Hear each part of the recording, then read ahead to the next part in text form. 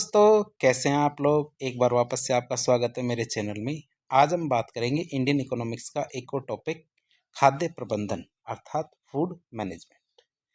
अर्थात किसी भी एरिया के अंदर यदि खाद्यान्न की कमी हो जाती है या फिर किसी भी एरिया में खाद्यान्न की उपलब्धता ज़रूरत से ज़्यादा हो जाती है, तो हम क्या करते हैं, जहाँ ज़रूरत से ज़्यादा उपलब्धता है वहाँ से खाद्यान्न लेते हैं और उस जगह को सप्लाई करने की कोशिश करते हैं जहाँ उसकी कमी है।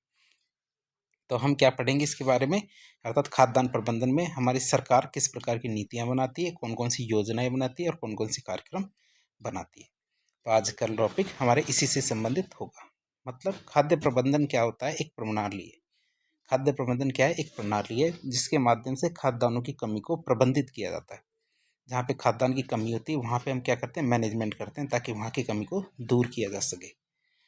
खाद्य प्रबंधन से तात्पर्य अधिक उत्पादन वाले क्षेत्रों से खाद्यान्न को खरीद करके, पहला काम क्या करेंगे, जहाँ पे अधिक उत्पादन हो रहा है उन क्षेत्रों से खाद्यान्न को खरीद करके कमी वाले क्षेत्रों में खाद्यान्नों को वितरित कर देंगे।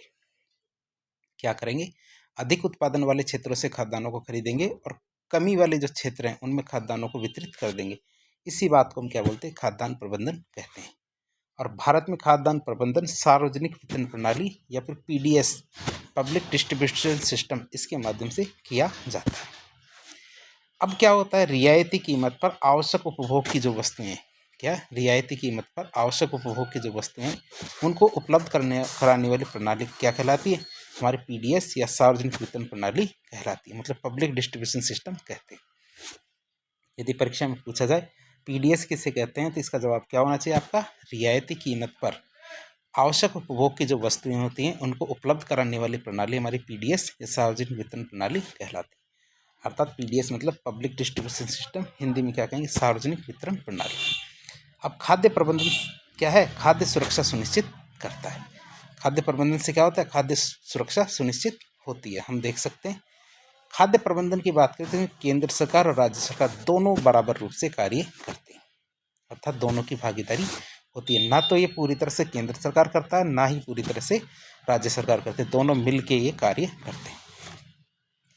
तो अब बात करते हैं केंद्र सरकार इसके अंदर क्या क्या कार्य करता है। हमारा पीडीएस होता है, सार्वजनिक वितरण प्रणाली, इसके अंदर केंद्र सरकार की क्या क्या जिम्मेदारियां होती है। सबसे पहले केंद्र सरकार ही हमारे एमएसपी की घोषणा करता है। केंद्र सरकार क्या करती है, एमएसपी की घोषणा करती है। एमएसपी का अर्थात होता है मिनिमम सपोर्ट प्राइस। क्या है, मिनिमम सपोर्ट प्राइस की घोषणा कौन करता है, केंद्र सरकार। फिर एमएसपी पर खाद्यान्नों की खरीद भी हमारी केंद्र सरकार ही करती है। फिर जो एमएसपी पे खाद्यान्न की खरीद करेंगे उन खाद्यान्नों का भंडारण भी हमारी केंद्र सरकार करती है। फिर भंडारण करके उन राज्यों में जहाँ पे उनका वितरण करना है उसका परिवहन भी केंद्र सरकार ही देखती है। साथ ही साथ किस राज्य को कितना खाद्यान्न का आवंटन किया जाएगा ये भी हमारे केंद्र सरकार के द्वारा ही किया जाता है। तो इस तरह 5 जिम्मेदारी हमारी केंद्र सरकार की। पहली जिम्मेदारी हमारी वापस देख लेते हैं। सबसे पहले केंद्र सरकार एमएसपी की घोषणा करती है कि खाद्यान्नों में किस फसल पे कितनी एमएसपी दी जाएगी, ये घोषणा करेगी। फिर एमएसपी पे खाद्यान्नों की खरीद करेगी। ठीक है, तो केंद्र सरकार ने खाद्यान्नों की खरीद एमएसपी पे कर ली।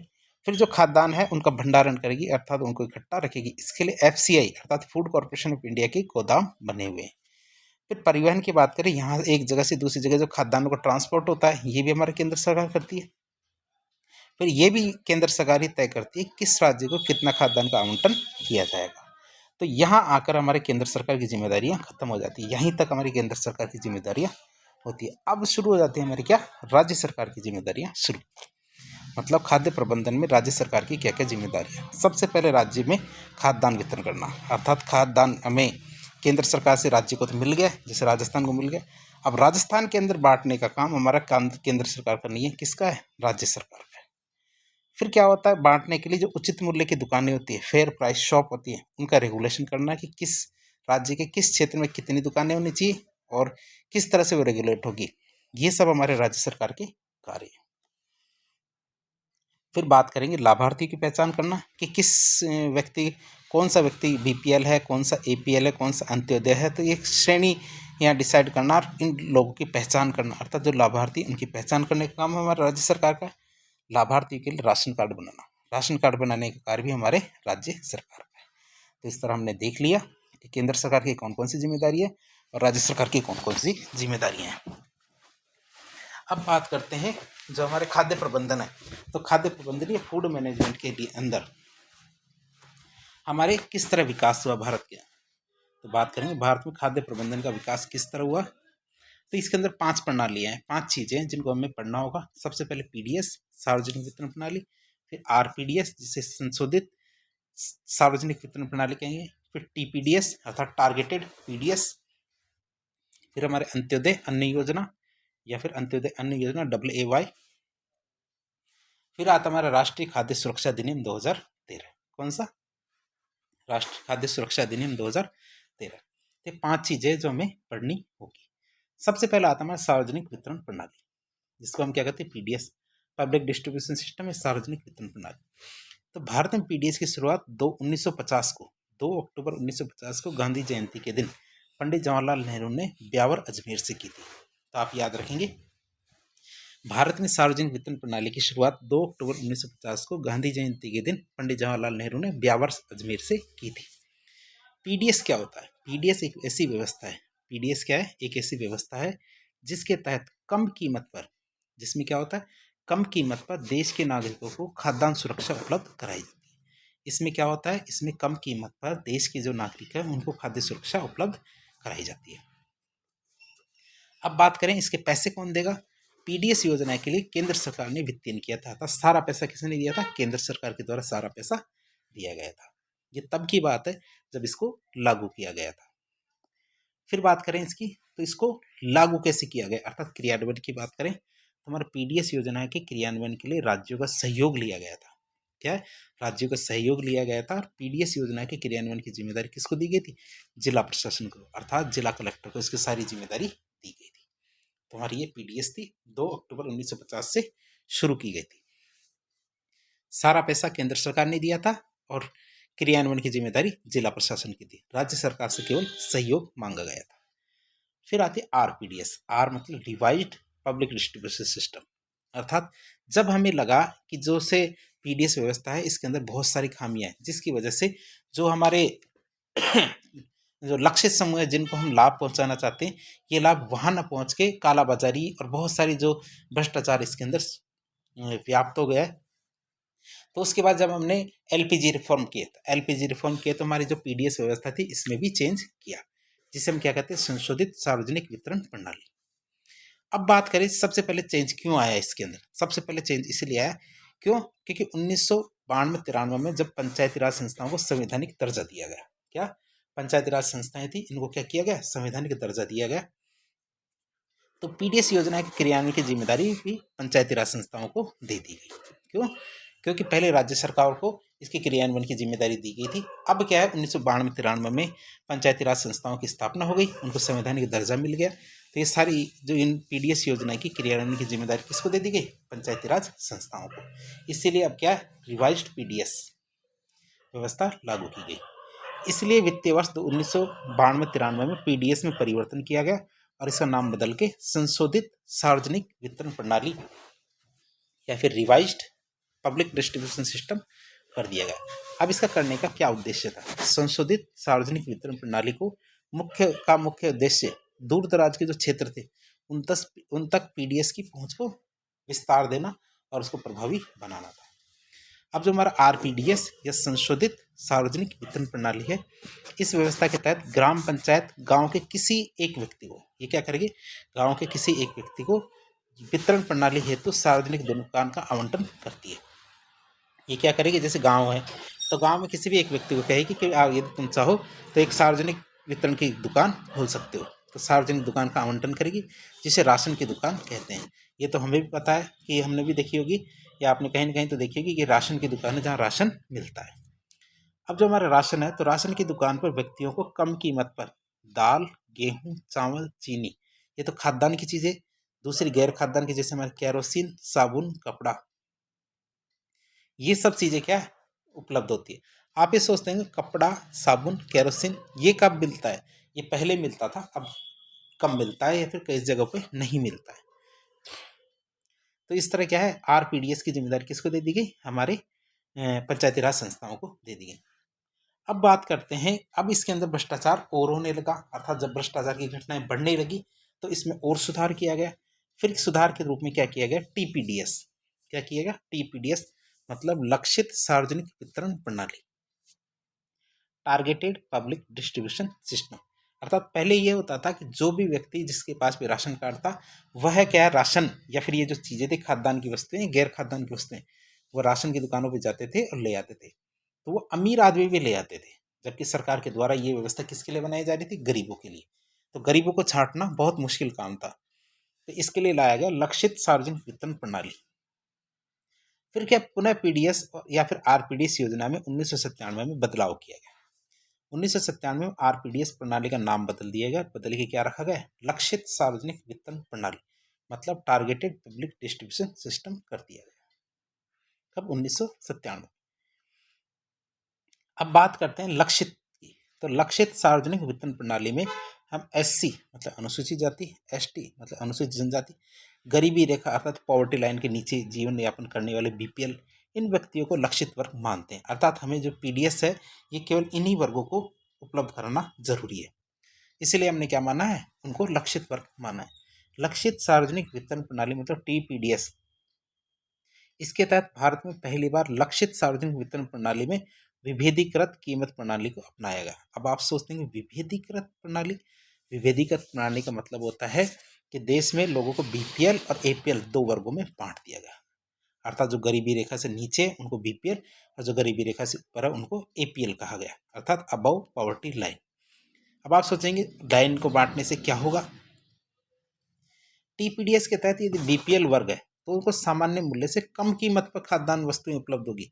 क्या होगी, सामान्य मूल्य है उससे कम कीमत पर। और यदि एपीएल है तो उन वर्गों को सामान्य कीमत पर जो मार्केट रेट है उन पे चीजें उपलब्ध कराई जाएगी। तो दो तरह के राशन कार्ड बने, एक तो एपीएल वाला और एक बीपीएल वाला। फिर जो हमारे लक्षित सार्वजनिक वितरण प्रणाली, इसके अंतर्गत भारत में दो तरह के राशन कार्ड बने।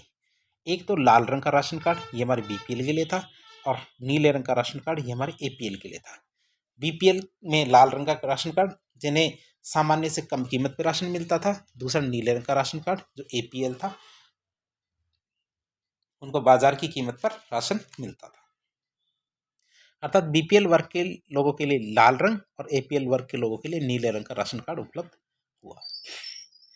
फिर योजना आती है मैंने अंत्योदय अन्न योजना। कौन सी, अंत्योदय अन्न योजना की बात करें तो इसको अंत्योदय अन्न योजना कहते हैं। इसकी शुरुआत हमारे 25 दिसंबर 2000 से की गई थी। कब, 25 दिसंबर 2000 से इसकी शुरुआत की गई।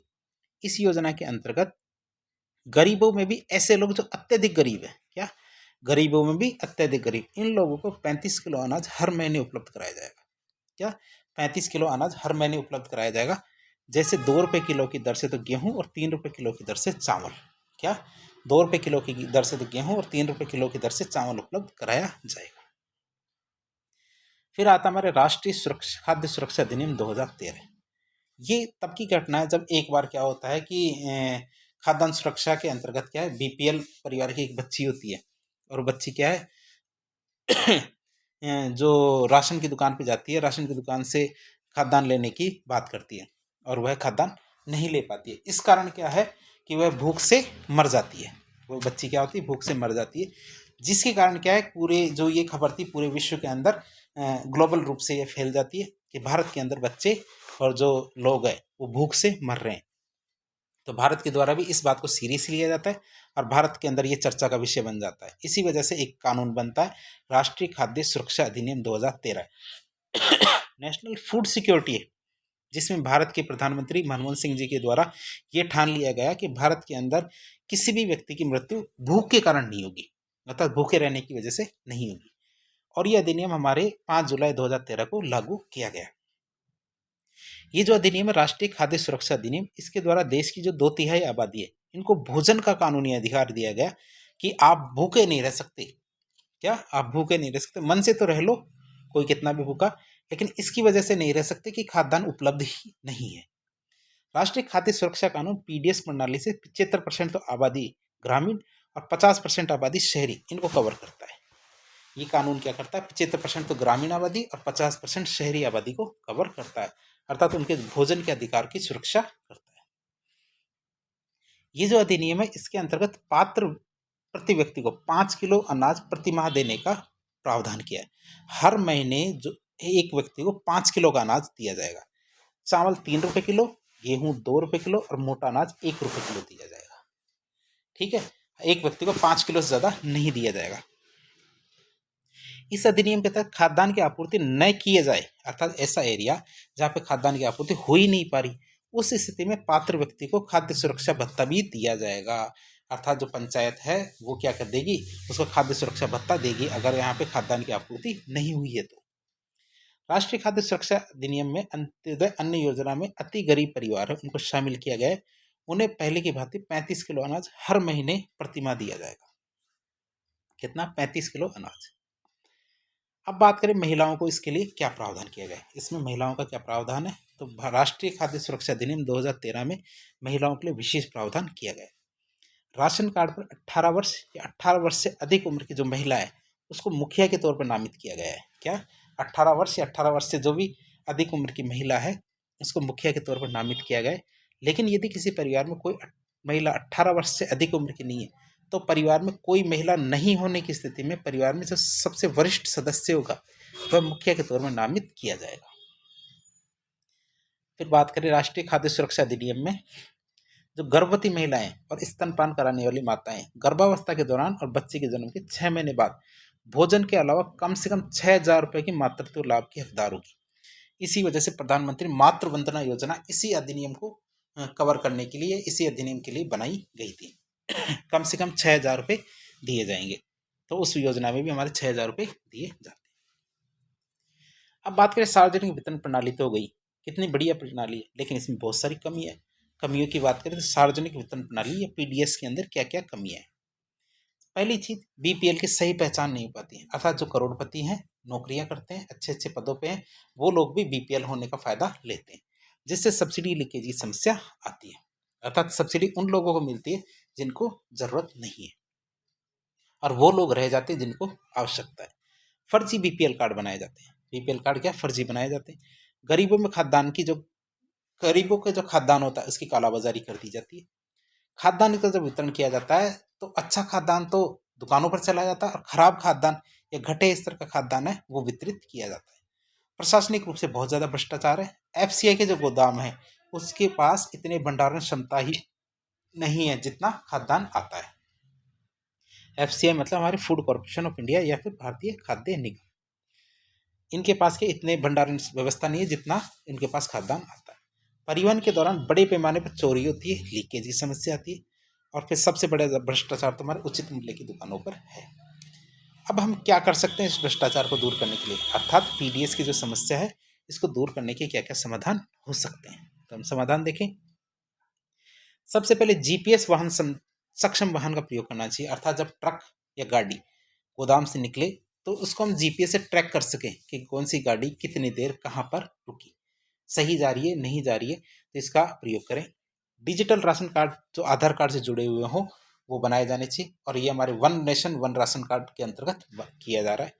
पीडीएस में डायरेक्ट बेनिफिट ट्रांसफर को लागू किया जा सकता है अर्थात जो बाजार कीमत पर ही लोगों को खाद्यान्न उपलब्ध कराया जाए और जो सब्सिडी की राशि है वह उनके खाते के अंदर सीधा डायरेक्ट बेनिफिट ट्रांसफर के जरिए भेज दिया जाए।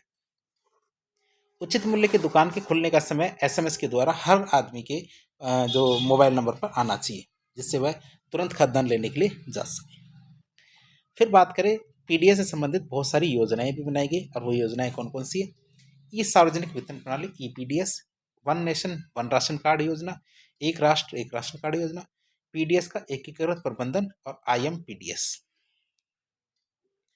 तो इन योजनाओं की बात करें, पहली आती है ई सार्वजनिक पीडीएस, ईपीडीएस, जिसे इलेक्ट्रॉनिक सार्वजनिक वितरण प्रणाली कहते हैं। इसकी शुरुआत 2013 में की गई थी। इस प्रणाली के तहत क्या सार्वजनिक वितरण प्रणाली को कंप्यूटरीकृत कर दिया गया है। इसे ई सार्वजनिक वितरण प्रणाली भी कहते हैं। इसको क्या किया गया? कंप्यूटरीकृत कर दिया गया है। अब इससे क्या लाभ होगा? वर्ष 2013 से 2017 तक आधार से लिंक कर दिया गया है इसको, और आधार से लिंक करने के बाद जो जाली राशन कार्ड है इनका समापन हुआ है। कुल 2.75 करोड़ राशन कार्ड राज्य और केंद्र शासित प्रदेशों के द्वारा नष्ट और रद्द कर दिए गए हैं। क्यों? क्योंकि ये अभी क्या आधार कार्ड से इसको लिंक कर दिया गया है। फिर one nation one ration card scheme, अर्थात एक राष्ट्र एक राशन कार्ड योजना की बात करें तो एक राष्ट्र एक राशन कार्ड वर्ष 2020-21 में एक राष्ट्र एक राशन कार्ड योजना को पूरे देश में लागू कर दिया गया है। जो ये योजना है इसके तहत पूरे भारत के लिए एक ही राशन कार्ड जारी किया जाएगा, जिससे लाभार्थी पूरे भारत में कहीं भी अपना लाभ ले सकता है। लाभार्थी सार्वजनिक वितरण केंद्रों पर इलेक्ट्रॉनिक पॉइंट ऑफ सेल या ईपीओएस मशीन पर आधार प्रमाणीकरण के बाद इस सुविधा का लाभ ले सकता है। लेकिन इसके लिए लाभार्थी के आधार कार्ड, राशन कार्ड के आधार कार्ड से लिंक होना आवश्यक है। एक राष्ट्र एक राशन कार्ड योजना का लाभ क्या है, प्रवासी मजदूरों को सबसे ज्यादा हुआ है।